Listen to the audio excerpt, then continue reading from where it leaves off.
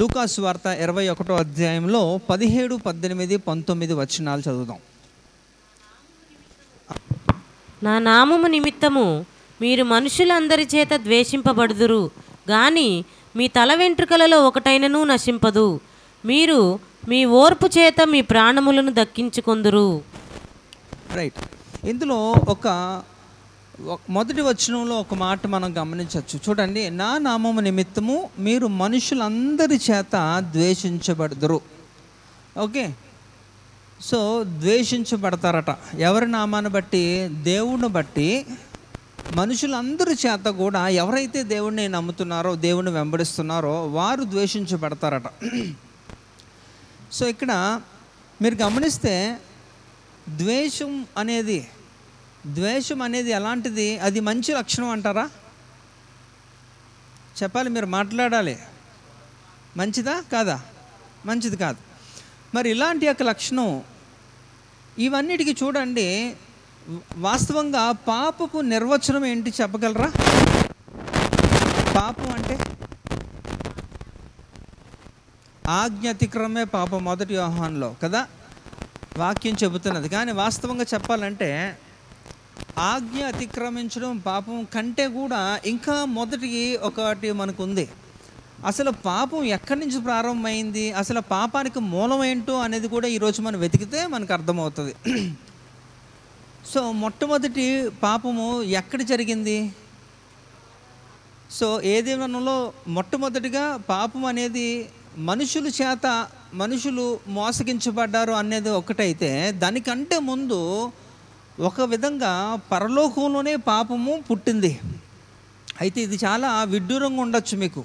అదేంటండి, పరలోకంలోని శ్రేష్టమైనవి కదా, పరలోకంలో అన్నీ కూడా మంచివే ఉంటాయి కదా, మరి పాపానికి తావే ఉండదు. అలాంటిదప్పుడు పరలోకంలో పాపం పుట్టడం ఏంటి అంటే ఇది ఎంత శ్రేష్టమైన పాపమో ఆలోచించండి. పాపాల్లో కూడా శ్రేష్టమైనది ఉన్నట్టుగా మనకి ఇక్కడ కనబడుతుందంటే, ఇక్కడ మొట్టమొదటిగా చూడండి, ఆదికాండము 1వ అధ్యాయము 1వ వచనాన్ని చూస్తే ఇంగ్లీష్లో వేరుంటుంది, తెలుగులో వేరుంటుంది. ఎలా ఉంటుందంటే, ఆది యందు దేవుడు భూమి ఆకాశములను సృజించును అని తెలుగులో ఉంటే, ఇంగ్లీష్లో ఏముంటుందంటే in the beginning God created heavens and earth అని ఉంటుంది. అంటే మొదటి ఆకాశమును, ఆ తర్వాత భూమిని. కానీ తెలుగులో రివర్స్ ఉంటుంది, భూమి ఆకాశములను ఉంటుంది. అంటే తర్జుమాకారులకి కొంచెం అత్యుత్సాహం ఎక్కువైపోయి అట్లా చేశారు. కానీ బట్ వాస్తవంగా అయితే దేవుడు మొట్టమొదటిగా ఆయన ఏం చేశారట, చూడండి, మనిషిని ఎప్పుడు క్రియేట్ చేశాడు, ఎప్పుడు నిర్మించాడు? 6వ దినాన్ని కదా. 6వ దినాన్న మనిషితో పాటు ఇంకొకటి కూడా, మన సృష్టి రహస్యము క్రమం కూడా మనం నేర్చుకున్నాం. మర్చిపోయారేమో మీరు? అదే ఆ క్రమం చెప్పాను నేను. ఫస్ట్ రోజు, సెకండ్ రోజు, 2, 3, 4, 5, 6 రోజులు ఏమేమి చేశాడు, అది ఎలా సాదృశ్యాలుగా ఉంటున్నానది చెప్పాను. మిస్టరీస్ ఆఫ్ క్రియేషన్ అని ఒక టైటిల్తో చెప్పాను, నాకు తెలిసి ఒక 2-3 ఏళ్ళ కిందట. కనుక ఇప్పుడు 6వ దినాన్న, సో 6వ దినాన్న మనిషిని చేసినతో పాటు మనిషితో పాటు రిజంబ్లెన్సెస్ ఏం చేశారట, జంతువులను ఎందుకు చేశాడు అనేసి అన్నది దానికి నేను క్లియర్గా చెప్పాను మీకు. ఓకే, ఇది మీరు గమనించుకుంటే చాలా దగ్గర పోలికలు ఉన్నాయి. మనిషి ఎలాంటి వాడో ఒక ఇండైరెక్ట్గా చెప్పడానికి దేవుడు అది చేస్తారు. అందుకే అనమాట, నువ్వు మనిషివా పశువా అంటారు, అవునా? చాలా సందర్భాల్లో ఆ మాట వాడతారు. ఎందుకంటే మీ ఇద్దరికి పెద్ద తేడా లేదని కదా. ఎందుకంటే కొన్ని సందర్భాల్లో దే లూజ్ దర్ సెన్సెస్ అనమాట. అంటే వాళ్ళకు విచక్షణ కూడా కోల్పోతూ ఉంటారు అనమాట. వాళ్ళ మాటలు ఏం మాట్లాడతారో వాళ్ళకే తెలియదు, ఎలా ప్రవర్తిస్తారో వాళ్ళకి తెలియదు. ఒక మనిషిగా అయితే ప్రవర్తించరు. కాబట్టి ఆ కంపారిజన్తో కూడా దేవుడు ఒక నియమం ప్రకారంగా తయారు చేశాడు. ఇప్పుడు నాకు ప్రశ్న ఏంటంటే, అసలు పాపం ఎక్కడ పుట్టింది అని నేను మాట్లాడుతున్నాను కదా. ఇందులో మనం మాట్లాడుకుంటే ద్వేషించబడుదురు అన్నాను, ఆ పదాన్ని తీసుకోండి. ఇప్పుడు ద్వేషము ఎక్కడి నుంచి వస్తుంది అంటే, అన్నిటికీ సకల పాపములకు మూలము కూడా మనం చూస్తే మొట్టమొదటిగా ఎక్కడట జరిగింది? పరలోకంలో పాపం జరిగిందని చెప్పాను కదా. పరలోకంలో ఏమి ఉన్నాయట? దేవుడు మనిషిని 6వ దినాన్ని చేశాడు. దానికంటే ముందుగా ఏం చేశారట? ఆకాశాన్ని చేశాడంటే పరలోకము తయారు చేశాడు. పరలోకములో చేసి, పరలోకములు ఉంటున్న జీవులుగా ఉంటున్న దూతలు ఏవైతే ఉన్నాయో, చాలా కొన్ని కోటాను కోట్ల దూతల్ని దేవుడు తయారు చేశాడు. ఆ తర్వాత ఈ యొక్క భూమిని తయారు చేశాడు. ఆ భూమి క్రమంలో ఆ 6 రోజులు ఏదైతే ఆ క్రమం ఉందో మన ఆదికాండంలో మనం చదువుతాం, అవన్నీ కూడా ఒక క్రమాన్నిగా దేవుడు తయారు చేశాడు. ఆ తయారు చేసిన తర్వాత ఈ ఆదాము ఎక్కడైతే 2వ అధ్యాయంలో మనం చూస్తాం కదా, ఎక్కడైతే హవ్వ మరి సాతాను చేత మోసగించబడి ఆ తర్వాత ఆదాముకిచ్చి వారిరువురు కూడా తినిన తర్వాత వారు ఏ విధంగా వారు మోసగించబడ్డారు, పాపం అక్కడి నుంచి ప్రారంభమైనట్టు చూస్తాం. కానీ వాస్తవంగా హవ్వ ఆదాము చేసిన పాపం ఏంటి? అదే అంటారేమో అనుకున్నాను. పండు తినడమా? అదే పండు తినడం కాదు, అక్కడ ఆజ్ఞాతిక్రమమే పాపం. అయితే ఇది భూమికి సంబంధించి మనుషులకు సంబంధించినది ప్రధానంగా మొట్టమొదటిగా మనం చూస్తాం. కానీ అంతకంటే ముందు ఇక్కడ ఏం జరిగిందట, పరలోకంలో అత్యధికంగా ఏ దూతకి లేనంత ప్రాధాన్యత ఎవరికి ఇచ్చారు? లూసిఫర్కి ఇచ్చారు. ప్రధాన దూతలు కదా, వాటి యొక్క సంఖ్య, వాటి యొక్క కేటగిరీ కూడా చెప్పాను. ఎన్నోది వస్తుంది దేవదూతుల సంఖ్య? 7th ఆర్కేంజల్స్ కదా. ప్రధాన దూతల్లో అక్కడ మికాయేలు, లూసిఫరు, గాబ్రియేలు, ఇంకా మిగతావి కూడా ఉన్న సంఖ్యలో మనం తెలుసు. కానీ ప్రధానంగా ఎక్కువగా అందరికీ తెలిసినవి 3 కాబట్టి అందులో ఇది కూడా ఒకటి. వాడి పేరే లూసిఫర్. అయితే ఇందాక మీరు చెబుతున్నారు ఎందుకు వాడు నెట్టవేయబడ్డాడు అనేసి అంటే, వాడికున్న దేవుని యొక్క సభాపర్వతాన్ని వాడు ఆక్రమించుకొని దేవునితో సమానంగా ఉండాలి అనే అయితే అది ఎందుకు వచ్చింది, అలాంటి ఆలోచన ఎందుకు వచ్చిందంటే, ఇక్కడ మీరు అర్థం చేసుకోవాల్సిన విషయం ఏంటంటే, ఏ దూతకి లేని రీతిలో దేవుడు వాడిని ఆశీర్వదించి వాడికి అత్యున్నతమైన శక్తులను ఇచ్చాడు. ఎహెజ్కేలు గ్రంథం 28వ అధ్యాయం 11వ వచనం 14 నుంచి కూడా మీరు మొత్తం చదువుకుంటే, 28వ అధ్యాయం అంతా చదివితే వాడికి ఇవ్వబడినాక కీర్తి, వాడికి ఇవ్వబడినాక పవర్స్, శక్తులు, వాడికి ఎంతో ప్రాధాన్యత ఇచ్చాడు అనేది అక్కడ మీకు కనబడుతుంది. ఇవన్నీ మనం మాట్లాడుకునేవే, మీకు ఒక్కసారి జ్ఞాపకం చేస్తాను అంతే. ఎందుకంటే ఈ లింక్ తెలిస్తేనే ఈరోజు యొక్క సబ్జెక్ట్ అర్థమవుద్ది. కాబట్టి ఇక్కడ మీరు ఆలోచిస్తే ఏ యొక్క దూతకి లేని యొక్క శ్రేష్టమైన ఆశీర్వాదాన్ని దేవుడు ఇచ్చాడు. ఎందుకంటే 2 కాళ్ళుతున్న రాళ్ళ మధ్యలో సంచరించిన వాడు ఏ దూతకి కూడా అలాంటిది అర్హత లేదు. ఇంకా సభా పర్వతానికి దగ్గరికి కూడా ఎవరు వెళ్ళలేరు. ఆ సభా పర్వతానికి దగ్గరగా ఉంటున్నవాడు కింద నుంచి కూడా ఆ కావలి కాస్తున్నవాడు యొక్క లూసిఫర్. అందుకు వాడేం గర్వించారంటే మనసులో, ఏ దూతకి లేని ఆధిక్యత నాకు ఇచ్చారు, సభా పర్వతానికి అంత కనీసం దరిదాపులకు కూడా ఏ దూత వెళ్ళలేరు, అలాంటిది ఆ పర్వతాన్ని కావలి కాయడానికి కూడా నాకు ప్రభువారు నాకేమిచ్చారు? అధికారాన్ని ఇచ్చారు, శక్తిని ఇచ్చారు. కాబట్టి ఇంకా ఆల్మోస్ట్ ఆ సభా పర్వతం మీదే సభ జరుగుతుంది. దేవుడు అక్కడ కూర్చొని పెద్దలతో కూర్చొని ఏం చేస్తారట, ఒక తీర్మానాలు తీసుకుంటారు. ఇప్పుడు ఎలాగైతే పార్లమెంట్లో ఎలాగైతే వాళ్ళందరూ కూడా చట్టాలు చేస్తారో, ఈ యొక్క రాజకీయ నాయకులు ఎవరైతే ఉంటున్నారో బిల్స్ అన్నీ కూడా అక్కడే పాస్ అవుతుంది. అలాగే ఇక్కడ ఈ యొక్క ఏ చట్టం అన్నా సరే చేయాలంటే భూమి మీద అది ఎగ్జిక్యూట్ చేయాలంటే, అంటే అది ప్రవేశపెట్టాలంటే ముందు పరలోకములో అది జరగాలి. ఆ జరుగు స్థలమే సభా పర్వతము. అది యోబు గ్రంథంలో ఉంటుంది, ఇంకా అనేక చోట్ల కూడా నేను మీకు చెప్పాను. సో ఇప్పుడు విషయం ఏంటంటే, వాడు ఎప్పుడైతే ఏ దూతకి లేని ఆధిక్యత నాకే ఇచ్చాడు కాబట్టి ప్రయారిటీ నాకే ఉంది, శక్తి నాకే ఉంది, తెలివి నాకే ఉంది, బలం నాకే ఉందని దేవునితో పాటు సమానంగా అయిపోదామని మనసులో ఏమేమిందట, గర్వం వచ్చింది. ఆ గర్వం వచ్చినప్పుడు వాడు పడ్డాడన్నమాట పైనుంచి. ఇప్పుడు చూడండి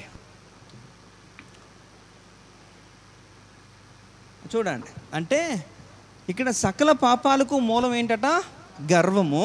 ఒక విధముగా గర్వం అనేది పాపములకు తల్లి వంటిదట. అంటే ఇప్పుడు ఒక్కొక్కసారి మీకు విపరీతంగా ఎందుకు వస్తుందో తెలీదు, మనిషికి వచ్చినట్టు వస్తుంది. ఏదో ఏంటది, ఎక్కడ ఉంది, ఎక్కడేదో కదా వచ్చేస్తుంది, టక్కుమని వచ్చేస్తుంది అనమాట. దానికి అసలు హద్దు ఉండదు. టక్కుమని ఎందుకు వస్తుందో తెలీదు, పనికిరాని కోపం అంటారు అనమాట. అది వస్తుంది అనమాట. దాని తర్వాత మాట వినకపోవడం, అవిధేయత, ఇంకా మోసం, అంటే ఇంకా చాలా ఉన్న సమయం లేదు కాబట్టి స్లైడ్స్ చేయడానికి కూడా వీ డోంట్ హ్యావ్ టైం. కాబట్టి నేను ఏం చెప్తానంటే, ఈ గర్వం అనేది ఏంటట, సకల పాపములకు కూడా అదే మూలము. ఇప్పుడు చూడండి, నేను మొట్టమొదటిగా ఇందాక చెప్పిన రీతిలో పరలోకంలో ప్రారంభమైన పాపం ఏదన్నా ఉందంటే అది గర్వమే. అందుకు ఎప్పుడైతే మనసును వారు గర్వించి దేవునితో సమానంగా చేసుకోవాలని ఒక ఉద్దేశం కలుగున్నాడో సాతాను, వెంటనే అక్కడి నుంచి ఏమైపోయాడట, దేవుడు తోసేశాడు. వచ్చి కింద డైరెక్ట్గా పడ్డాడనమాట. ఆ తర్వాత ఆ గర్వము నుంచి పుట్టుకొచ్చినదనమాట. అంటే ఈ గర్వానికి ఇది చెల్లి, కూతురు, ఇంకేవైతే రిలేషన్స్ ఉన్నాయో, కజిన్స్, హాఫ్ కజిన్స్ అన్నీ అనమాట. అవన్నీ కూడా అన్నిటికీ మూలం ఇది అనమాట. కాబట్టి మీరు బైబిల్ గ్రంథం అంతా కూడా, చరిత్ర అంతా కూడా చూసుకోండి. ఇది ఉన్నవాడు ఎవ్వడు కూడా ఆశీర్వదించబడలేదు, నాశనం అయిపోయారు. చాలా చాలా చాలా ఇది ప్రమాదకరమైనది. ఇది ఉంటే రాజులు సైతము కూడా ఏమైపోయారట, నాశనం అయిపోయారు. అందుకని సొలొమోను ఒక మాట అంటాడనమాట. ఏంటట, నాశనానికి ముందు ఏం నడుస్తుందట, జాగ్రత్త. కనుక ఈ గర్వం అనేది ఎవరిలో అన్నా ఉన్నదనుకోండి, నో డౌట్స్, ఇంకా మీకు వేరేది ఏం చెప్పక్కర్లేదు. ఎందుకంటే మిగతావన్నీ ఉత్పన్నం అవ్వడానికి ఇది ఒక్కటే కారణం. దీని నుంచి అన్నీ కూడా పుట్టుకొస్తాయి. కనుక ఇది చాలా భయంకరమైనది అనమాట. అందుకే చూద్దాం కొన్ని విషయాలు త్వరగా. అపోస్తుల కార్యము 12వ అధ్యాయము 20, 21, 22, 23 త్వరగా. తూరీయుల మీదను సిదోనీయుల మీదను అతనికి అత్యాగ్రహము కలిగినందున వారేక మనస్సుతో రాజునొద్దకు వచ్చి అంతఃపురమునకు పై విచారణకర్తయగు బ్లాస్తును తమ పక్షముగా చేసుకొని సమాధాన పడవలనని వేడుకొనిరి. ఎందుకనగా రాజు యొక్క దేశము నుండి వారి దేశమునకు గ్రాసము వచ్చిచుండెను. నియమింపబడిన దినమందు హేరోదు రాజవస్త్రములు ధరించుకొని న్యాయపీఠము మీద కూర్చుండి వారి ఎదుట ఉపన్యాసము చేయగా జనులు ఇది దైవస్వరమే కాని మానస్వరము కాదని కేకలు వేసిరి. అతడు దేవుని మహిమపరచునందున వెంటనే ప్రభుదూత అతని మొత్తెను గనుక పురుగులు పడి ప్రాణము విడిచెను. ఎందుకంటే ఇది ఎవరండి, హేరోదు ఈ రోమా ప్రభుత్వంలో హేరోదులు 4, అందులో ఒకడు. వీడికి ఏంటట, చాలా గర్వము మనసులో. ఎంత గర్వం అంటే, ఈ యొక్క సామ్రాజ్యాన్ని నేనే పాలిస్తున్నాను, నాకంటే ఎవరు గొప్పగా చేయలేరు, ఎవరినన్నా సరే నేను ఏదన్నా చేయగలనని ఒక మనసులో ఒక గర్వం వచ్చినప్పుడు, ఆ గర్వం ద్వారా ఏం చేశారంటే, అసలు ఎవరు అవసరం లేదు, దేవుడే లేడు అనే రీతిలో ఏం చేశారట, దేవుణ్ణి కూడా మహిమపరచలేనందున ఒక దూత వచ్చి ఏం చేశారట, వాడిని మొత్తితే ఆడేమైపోయాడట, పురుగులు పడి చనిపోయాడట. ఎవరు, హేరోదు రాజు. అని నేను చెప్తున్నాను కదా, ఈ యొక్క చిన్న చాలు, ఇంకా దానికంటే ఇంకా విస్తరించక్కర్లేదు. ఆ చిన్నది, ఆ ఎలిమెంట్ ఉంటే చాలు మీలో, ఖచ్చితంగా దేవుని రాజ్యానికి మీరు వెళ్ళడానికి అవకాశం కూడా లేదు. ఎందుకంటే మనసును గర్వించి దేవునితో సమానంగా చేసుకుందాం అనే ఒక చిన్న ఆలోచనకి వాడికి ఎందుకు వచ్చాడు. కాబట్టి వాడికి ఎవరికీ లేనంత ఆధిక్యత దేవుడు ఇచ్చాడు కదా, అలాంటిది వాడినే దేవుడు వద్దనుకున్నాడు. అంటే దేవుడికి ఏదైతే వద్దు అనుకుంటాడో దాన్ని మీరు కావాలనుకుంటున్నప్పుడు మీరు దేవునికి వద్దు, అంతే. కాబట్టి దేవుడు అసలు కేరే చేయడు. మీలో ఎంత టాలెంట్ ఉంటే ఏముంది, మీలో గర్వం అనేది ఉంటే, అహం అనేది ఉంటే, దాని వలన ఎన్నో పుట్టుకొస్తాయి. కాబట్టి దేవుడికి ముందు అక్కడే కట్ చేయాలనుకుంటాడు. అందుకే దేవుడు అక్కడే ఆయన కట్ చేశాడు, ఆడు కింద పడ్డాడు. ఇక్కడ చూస్తే ఈ రాజు కూడా ఏమైపోయాడట, దేవుడే లేడు. ఏంటట, దేవుడే లేడు, ఎవరూ లేరు, నాకంటే శక్తివంతమైన ఎవరు కూడా లేరు అన్న ఒక గర్వముతో ఏం చేశారంటే, దేవుడు లేడు అని చెబుతూ దేవుడు మహిమపరచలేనందున వెంటనే ఆ కాలంలో ప్రజలందరికీ తెలియాలి అంటే దేవుని యొక్క శక్తి ఏంటి, దేవుని యొక్క ఎలాంటి వాడు మన దేవుడు, ఎలాంటి వాడట. హెబ్రీ పత్రిక 12వ అధ్యాయం 29వ వచనంలో ఆ God is a consuming fire అట. అంటే దేవుడు దహించు అగ్నేయి ఉన్నాడు. గుర్తుపెట్టుకోండి, దేవునికి ఇష్టం లేనిది ఏదైనప్పటికీ కూడా అది మీలో కనుక కనపడితే దేవుడు దాన్ని ఖచ్చితంగా, దేవునికి ఉన్న అనేక ఆయనకు గుణాల్లో అది శ్రేష్టమైనది ఏంటట, ఆయన అగ్ని నేత్రములు కలవాడు. ఆయన ఏం చేస్తారట, ఆయన అగ్ని అయి ఉన్నాడట, దహించు అగ్ని అయి ఉన్నాడు కనుక సమస్త వాటిని కూడా దహించి వేస్తాడు. ఆ రాజుని ఏం చేశారట, అక్కడ సింపుల్గా ఒక్కసారి ఒక మొత్తుతో చచ్చాడు అంతే. కనుక మనకైతే దేవుడు చెబుతున్నాడు చాలా జాగ్రత్తగా ఉండాల్సింది. ఎందుకంటే అలాంటిది ఏది కొంచెం అన్నా సరే మనలోకి ప్రవేశించిందంటే చూడండి, సాతాను మిమ్మల్ని ఏదో పెద్ద చేయక్కర్లే, ఏదో మిమ్మల్ని భయపెట్టో లేకపోతే ఇంకేదో బెదిరించో చేయక్కర్లేదు. సింపుల్గా వాడు వాడే అస్త్రాలు, వాడే యొక్క ఆయుధాలు ఏంటంటే ఇలాంటివే, చిన్న చిన్నవే. ఇది మీకు దృష్టిలో మీకు చిన్నదే, కానీ అది ఖచ్చితంగా దేవుని రాజ్యానికి మిమ్మల్ని వెళ్లకుండా చేసి అంత పెద్దదే. మనం మాట్లాడుతుంటాం కొన్ని సందర్భాల్లో కదా, వీడికి చాలా గర్వం ఎక్కువ, ఈ అమ్మాయికి చాలా గర్వం ఎక్కువ అని పిచ్చి పిచ్చిగా వాళ్ళు బిహేవ్ చేస్తున్నప్పుడు మాట్లాడుతూ ఉంటారు, టక్కుమని అంటారు. ఎందుకంటే అది వాడుకలో అయిపోయిందనమాట. అంటే మీరు అంటే అది చాలా చిన్నదిగా మీకు సాతాను క్రియేట్ చేస్తాడు, మీకు చూపిస్తూ ఉంటాడనమాట. అంటే అది పెద్ద విషయం కాదండి, అది పెద్ద పట్టించుకోవాల్సిన విషయం కాదు అని. కానీ అంటే ప్రభు రాజ్యానికి మనల్ని దూరం చేసే ఒక తీవ్రమైన దాన్ని తీవ్రత తగ్గించి చెప్పే దాంట్లో నిష్ణార్థుడు, ఈజ్ అ ప్రొఫెషనల్. ఎవరు? సాతానుడు. ఏం చేస్తారట, ఇలాంటి విషయాన్ని పర్వాలేదు లైట్ తీసుకోవచ్చు అని మిమ్మల్ని ఏం చేస్తారు, అలవాటు చేసేస్తారన్నమాట. అందువల్ల మీరు పెద్ద పట్టించుకోరు. ఏముందండి చిన్నదే కదా, పెద్ద విషయమా, అది కూడా దాని గురించి కూడా మాట్లాడాలంటే అవును మాట్లాడాలి. ఎందుకంటే దాని వలన ఎంత నష్టం జరుగుతుందంటే మీ యొక్క భక్తి జీవితం అంతా కూడా, మీ రక్షణ ఇదంతా కూడా వృధా అయిపోతుంది అది కానీ మీరు విడవకపోతే. అందుకనే దేవుడు చెప్తారన్నమాట, మీరు నాశనం అయిపోవాలని దేవుడు నిర్ధారించుకున్నాడంటే దేవుడు వదిలేస్తాడు. అంటే మీలో ఏది ప్రవేశించకూడదో అది ప్రవేశించడానికి దేవుడు సైలెంట్గా మౌనం అయిపోతాడు. అందుకు సాతాను కూడా ఏం చేస్తారంటే పెద్ద పెద్ద అస్త్రాలు అవసరం, చిన్న చిన్నవే ఇలాంటివి విత్తేస్తాడు మనసులో.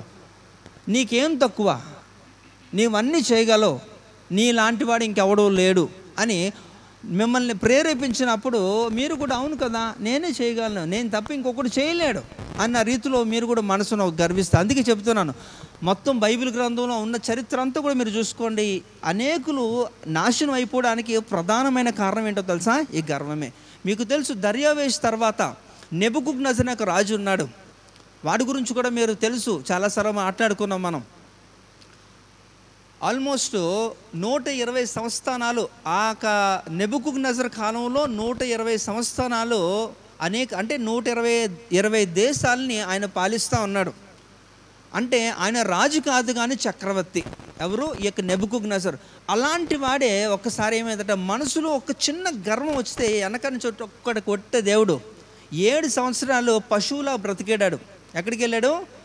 గడ్డి తినుకుంటూ అరణ్యంలో తిరుగుతూ, గోర్లు పెరిగిపోతూ, గడ్డం పెరిగిపోతూ, జుట్టు పెరిగిపోతూ ఒక పశువు కన్నా హీనంగా బ్రతికాడు. ఎందుకో తెలుసా? చిన్నదే, సింపుల్గా ఒక చిన్న గర్వం వచ్చింది అంతే. ఇంకా దేవుని కనికరం ఉంది, చావలేదు ఆ హేరోదులాగా, గుర్తుపెట్టుకోండి. కనుక ఇది చాలా చిన్నదే అనే ఒక భావన మీకు కలుగజేస్తాడు సాతాను. అంటే ఇది చాలా సివియర్, కానీ దాని తీవ్రతను తగ్గించేస్తూ ఉంటాడు. పాపము అది చాలా పెద్దదే, కానీ దాని తీవ్రతను తగ్గించినప్పుడు మీకు అలవాటులో ఏం చేస్తారంటే పెద్దగా ఏముందండి అని లైట్ తీసుకుంటారు. అలా లైట్ తీసుకున్నోడు బైబిల్ గ్రంథంలో ఏ ఒక్కరు కూడా లేరు, అందరూ పోయారు. ఎక్కడికి పోతారంటే నరకానికి పోతారు తప్ప వాళ్ళకి విమోచన అనేది లేదు. కనుక ఈరోజు మీరు యొక్క అంశం గురించి ఎందుకు మాట్లాడుతున్నానంటే ఇది ప్రతి ఒక్కరిలో కూడా వాడు నాటేస్తాడు ఏదో ఒక సమయంలో. ఒకవేళ మీరు లేకపోతే చాలా సంతోషం, ఎందుకంటే you should be free from this pride. ఏదట ఆ గర్వము నుంచి మీరు బయటపడాలి. ఎందుకంటే ఆ గర్వము ద్వారానే అనేక విషయాలు మీకు సంభవిస్తాయి. కనుక ఇక్కడ మనం ఇంకా చూద్దాం. ఇక్కడ అందుకనే నేను ఎన్నోసార్లు కూడా మీకు చెప్తాను, ఈ యొక్క ఇందాక మనం చూసుకున్న దాంట్లో ఆ గర్వాన్ని బట్టి ఏమేమి వస్తాయి కదా, చాలా వస్తాయి. కానీ నేను మెన్షన్ చేసినవి ఏం మెన్షన్ చేశాను? ఇంకా సో ఓకే, ఇప్పుడు నాకు చెప్పండి, ఇది ఎవరికి ఉంది? ఓపెన్గా చెప్పని పర్వాలేదు, ఎందుకంటే మనం సరి చేసుకోవడానికే కదా ఇక్కడికి వచ్చాం. కాబట్టి ఇది ఎవరికి ఉంది? రైట్, సరే. ఇప్పుడు నా పాయింట్ ఏంటంటే ఇవన్నీ కూడా ఇందులోంచే వస్తాయి. సకల పాపములకు ఏమట? ఇదే మూలం, ఇదే మూలం, ఇదే గుర్తుపెట్టుకోండి. కనుక దీని నుంచి వచ్చేవన్నీ కాబట్టి ఇది కట్ చేస్తే ఇది పోతుంది అనుకుంటే పోదు. ముందు కట్ చేయాల్సింది ఇది పోతేనే అప్పుడు. ఎందుకంటే ఇది రూట్ అన్నమాట. అంటే వేరు అంటారా? వేరేనా? వేరు, రూట్స్. కనుక ఈ రూట్ కానీ కట్ చేయలేదు అనుకోండి, దాని నుంచి పుట్టుకొస్తూనే ఉంటుంది అనేక కొమ్మలు, ఇంకా ఈ ఆకులు, ఇక కాయలు, ఫలాలు అన్నీ కూడా ఇందులోంచి ఉత్పన్నం అయిపోతూ ఉంటాయి.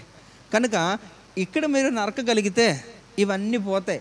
ఇప్పుడు ప్రాబ్లం ఏంటంటే ఇది తీయకుండా ఇవన్నీ కట్ చేస్తూ ఉంటారు సమయానుకూలంగా. అందువలన ఏమవుద్దంటే మళ్ళా వస్తూనే ఉంటాయి, ఒక్కసారిగా పోవాలంటే మనం కట్ చేయాల్సింది ఇది ఒక్కటి కట్ చేస్తే సరిపోద్ది. కానీ అంత తొందరగా ఇది కట్ చేయడానికి మీరు ఇష్టపడరు. నో, ఎందుకంటే చాలా కాలంలోగా మీరు దాంతో స్నేహం చేస్తున్నారు కాబట్టి. అందుకే నేను ఏమంటానంటే, మీరు త్రాగుబోతులతో అయినా సరే స్నేహం చేయండి, పర్లే, ఓకే. ఎందుకంటే వాడు త్రాగినప్పుడు మాత్రమే కొంచెం పిచ్చి పిచ్చిగా బిహేవ్ చేస్తూ ఉంటాడు, అప్పుడు మాత్రమే కొంచెం తేడాగా ఉంటాడు, అప్పుడు మాత్రమే తిడతాడు, అప్పుడు మాత్రమే కొడతాడు. కానీ కనుక త్రాగుబోతులతో సహవాసం చేస్తే ఆ ఫలానా టైంలో మాత్రమే వాళ్ళు విచిత్రంగా బిహేవ్ చేస్తారు. కానీ కోపిస్టులతో సహవాసం చేశారనుకోండి, ఎప్పుడు ఆడు కోపడిపోతాడో తెలియదు. అప్పటికే బాగుంటాడు, అప్పటికే సీరియస్ అయిపోతుంటాడు, అప్పటికే కోపడిపోతాడు, ఎప్పుడు తిడతాడో తెలియదు. కనుక అందుకనే శ్రేష్టమైనది ఏంటంటే వాళ్ళతో అన్నా సరే నువ్వు స్నేహం చేయొచ్చు, కానీ కోపిస్టులతో ఎప్పుడు కూడా స్నేహం చేయకూడదట. ఎందుకంటే ఇక్కడి నుంచే పుట్టుకొస్తుంది కాబట్టి. అందుకనే దేవుడు చెప్తున్నాడు అన్నమాట, నాశనం గర్వం నడుస్తుంది. ఒక వ్యక్తి గర్వపడిపోతున్నాడంటే వాడికి దగ్గర పడిపోయింది అనేది ఇక్కడ ఒక సింబల్ అన్నమాట. కనుక చాలా జాగ్రత్తగా మనం ఏం చేయాలంటే దీన్ని డీల్ చేసుకోవడానికి కొన్ని సందర్భాలు మనం చూద్దాం. ఎందుకంటే దేవుడు ఈరోజు మనకి తెలియజేస్తున్నాడు. ఇప్పుడు కయ్యేను ఏబేలు ఉన్నారు కదా, ఎవరు వాళ్ళు? కయ్యేను ఏబేలు ఎవరు? ఆదాము హవ్వ పిల్లలు కదా. మరి ఏబేలు పెద్దోడా చిన్నోడా? హేబేలు చిన్నోడు, కయ్యేను పెద్దోడు. అయితే ఈ కయ్యేను హేబేలులో ఏం జరిగింది? వారి ఇరువురు మధ్యలో ఏం జరిగింది? ఇది ఆది కాండంలో ఉన్న మ్యాటర్ అండి, అందరికీ తెలిసి ఉంటుంది కదా. కయ్యేను హేబేలు మధ్యలో ఏం జరిగింది? రైట్, సరే. ఇక్కడ మనకు తెలుసు అర్పణ విషయంలో దేవుడు ఈ యొక్క హేబేలు అర్పణను అంగీకరించాడు, కయ్యేను అర్పణ అంగీకరించలేదు. ఎందుకు అనేది దానికి ఒక కారణాలు ఉన్నాయి. అయినప్పటికీ కూడా ఇప్పుడు ఇక్కడ అది ఎందుకు నేను తీసుకొస్తానంటే, హేబేలు మీద కయ్యేను ఏమి పెట్టుకున్నాడు కదా. ఇందాకలా మనం చూసిన దాంట్లో ఉందా? అంటే ఆ ద్వేషము ఏమైపోయిందట? కోపముగా మారి ఆ కోపం ఏమైందట? చంపే రీతిలో నరహత్య చేసే వరకు వెళ్ళాడా లేదా కదా. అంటే మీరు ఆలోచించండి, ఆ మూలం ఎక్కడి నుంచి అంటే అక్కడి నుంచి స్టార్ట్, అలా ప్రారంభమై ఆఖరికి తన సొంత ఏమైందట? తమ్ముడినే వివేచన లేకుండా ఏమైపోయాడట? ఒక చక్కమని చంపేశాడనమాట.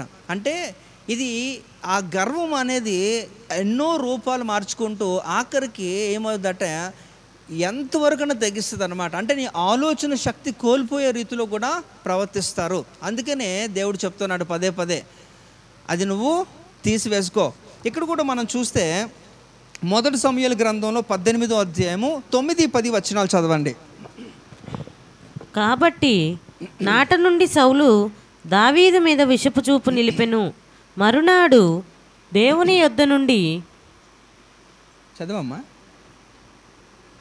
కాబట్టి నాట నుండి సౌలు దావీదు మీద విషపు చూపు నిలిపెను. మరునాడు దేవుని యొద్ద నుండి దురాత్మ సౌలు మీద బలముగా వచ్చినందున అతడి ఇంటిలో ప్రవచించుచుండగా దావీదు మునుపటిలాగున వేణు చేత పట్టుకొని వాయించెను. రైట్, ఇక్కడ చూడండి.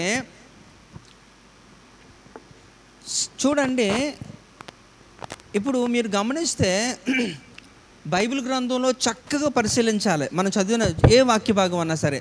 ఇప్పుడు మార్క్స్ వార్తలో 5వ అధ్యాయంలో మనం చదివితే అక్కడ ఒక దయ్యములు పట్టిన వాడు ఉంటాడు, ఒక సేన అని ఒక దయ్యం పడుతుంది. సేన అంటే ఇంచుమించుగా 6,000 దయ్యాలు ఒక వ్యక్తిలో ప్రవేశించుతాయి.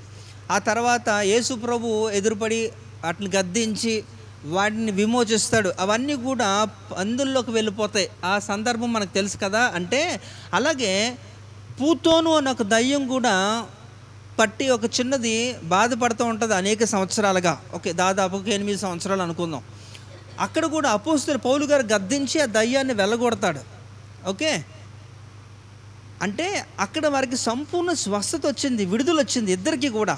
కానీ ఈ యొక్క సౌలుకు మాత్రం ఎందుకు రాలేదు? వీడికి కూడా దయ్యమే పట్టింది. అంటే మీరు ఆ లేఖన భాగాల్ని కరెక్ట్గా మీరు పరిశీలన చేస్తే మీకు అర్థం అవ్వాలి. ఇక్కడ మీరు గమనించండి, పదే పదే సౌలు మీదకి దురాత్మ వస్తూనే ఉంది. ఆయన ఎప్పుడైతే ఆ వీణ వాయిస్తాడో, దావీదు సితార్ వాయిస్తాడో అప్పుడు వెళ్ళిపోతుంది, మళ్ళా వస్తుంది. ఎందుకో తెలుసా?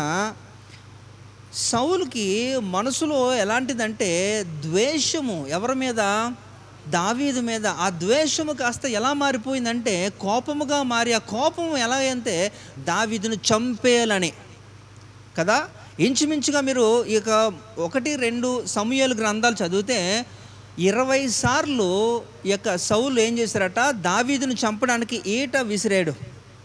కానీ ఒక్కసారి కూడా ఆయనకి హాని జరగకుండా ప్రభు కృపను బట్టి ఆయన తప్పించుకోగలిగాడు.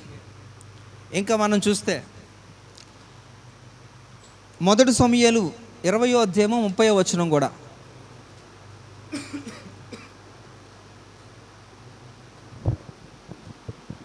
సౌలు యోనాతాను మీద బహుగా కోపపడి, ఆగడగొట్టుదాని కొడుకా, నీకును నీ తల్లి మానమునకును సిగ్గు కలుగునట్లుగా నీవు యెషయి కుమారుని స్వీకరించిన సంగతి నాకు తెలిసినది కాదా? ఓకే, సో అది కంటిన్యూ చదువుకోండి మీరు. అక్కడ ఈ సౌలు ఏం చేస్తారంటే, అసలు ఎందుకు సౌలుకి దావీదు మీద ఎందుకు ఈ యొక్క ఈర్ష లేకపోతే ద్వేషము ఎందుకు వచ్చింది? యుద్ధాలు చేసేటప్పుడు దావీదు మొట్టమొదటిగా ఈ యొక్క సౌలు దగ్గర ఎలాంటి ఉద్యోగం చేసేవాడు తెలుసా? ఆయుధాలు మోసే. దాని గురించి కూడా దావీదు గురించి ఎంతో మాట్లాడాం మనం. మొట్టమొదటిగా దావీదు ఏం చేసేవాడట? ఆయుధాలు మోసేవాడు. సౌలు వెనకాతల ఆయుధాలు పట్టుకొని వెళ్తుండేవాడు అనమాట. ఆ తర్వాత సేనాధిపతి, 100 మంది మీద అధికారి. ఆ తర్వాత సహస్రాధిపతి, 1000 మంది మీద అధికారి. అంచెలుగా ఎంతగా ఎదిగాడంటే, ఆయన సౌలు ఉంటుండగానే ప్రజలందరూ కూడా ఈయన యోగ్యుడు, ఈయనైతే కరెక్ట్గా పరిపాలించగలడు, సరైనోడే. ఒక సౌలు రాజు పరిపాలించిన 40 సంవత్సరాల్లో దాదాపుగా ఒక 90% యుద్ధాలన్నిటికీ కూడా గెలవడానికి కారణము కూడా దావీదే. అంతటి యొక్క ఒక యుద్ధ నైపుణ్యంలోకి వచ్చేసాడు. ఆయన గొర్రెల కాపరి అయినప్పటికీ కూడా ఆయన అంత చక్కగా ఆయన స్ట్రాటజీస్ అనమాట, అంటే మంచి యొక్క వ్యూహాలు రచించేవాడు. ఎవరు? యొక్క దావీదు. అలాగా అంచులంచుగా ఎదిగాడు. కాబట్టి ఏ యుద్ధానికి వెళ్ళాడో, ఎక్కడికి వెళ్ళినా సరే అక్కడ విజయంతోనే ఆయన వచ్చేవాడు. అప్పుడు ఆ యొక్క విజయంతో వస్తున్నప్పుడు అక్కడ ఉంటున్న ఆ దేశంలో వారి యొక్క ఈ యొక్క యవనస్తులందరూ కూడా ఏం చేస్తారంటే ఒక పాట పాడుతుండేవారు. ఎలాంటి పాట అంట? సౌలు 1000 కొలది, దావీదు 10,000 కొలది అని అందరూ కూడా. ఇప్పుడు చూడండి, ఈ క్రికెట్ ఆడుతున్నప్పుడు లేకపోతే ఈ సాకర్, ఈ యొక్క ఫుట్బాల్ ఆడుతున్నప్పుడు చీర్ గర్ల్స్ ఉంటారు, మేబీ అందరికీ తెలియకపోవచ్చు, ఎంకరేజ్ చేస్తూ ఉంటారు కదా. వాళ్ళు ఏమన్నా 6 కొట్టినా లేకపోతే వాళ్ళు గోల్ వేసినా ఇట్లా వాళ్ళందరూ కూడా ఎంకరేజ్ చేస్తున్నారు టీమ్స్కి. అట్లాగే ఏం చేస్తున్నారట వీళ్ళు, ఈ అందరూ కూడా దావీదు యుద్ధం చేసి గెలిచి వచ్చిన ప్రతిసారి కూడా ఇలాంటి పాటలు రిపీటెడ్గా పాడుతూ ఉంటే, రాజు నేను కదా, నా దగ్గర పనిచేస్తున్న సహస్రాధిపతిగా ఉన్నాడు కదా, వీడికి ఏంటి ఇంత క్రేజు, నాకు లేనిది ఏంటని చెప్పి లోపల ఏం చేస్తారట? ఈర్ష, ద్వేషము. అప్పటి నుంచి కూడా దావీదుని ఏం చేస్తారట? ఆయన ద్వేషించడం ప్రారంభించి, ఆ ద్వేషం కాస్త ఎంత అయిపోయిందంటే అది కోపానికి దారితీసింది. ఆ కోపమే ఆయన్ని చంపేద్దామని ఒక నిర్ణయం తీసుకొని చంపేస్తున్నాడు. అయితే ఈ సందర్భాన్ని మీరు చదువుకుంటే ఆయన ఏం చేస్తారంటే మేకాలతో ఒక మాట చెప్తాడన్నమాట. అంటే తన్ని చంపేయాలని ఒక ఆలోచనతో ఉంటున్నప్పుడు, సౌలు కుమారుడు ఎవరండి? సౌలు కుమారుడు ఎవరు? యోనాతాను. Very good. ఈ యోనాతాను దావీదు ఇరువురు మధ్యలో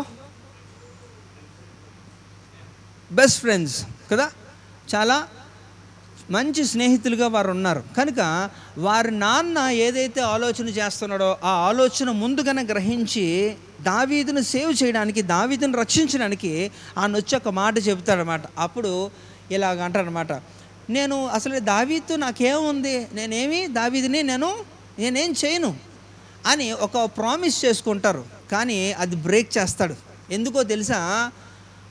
ఆయనలో ఉంటున్నది ద్వేషం కాబట్టి, ఆ ద్వేషము కోపముగా ఉంటుంది కాబట్టి, కోపం అనేది ఎప్పుడు ఎలా వస్తుందో తెలియదు కాబట్టి ఆ కోపంలో ఏం చేస్తారంటే వారు చేసుకున్న వాగ్దానాలు కూడా వారు బ్రేక్ చేస్తారు.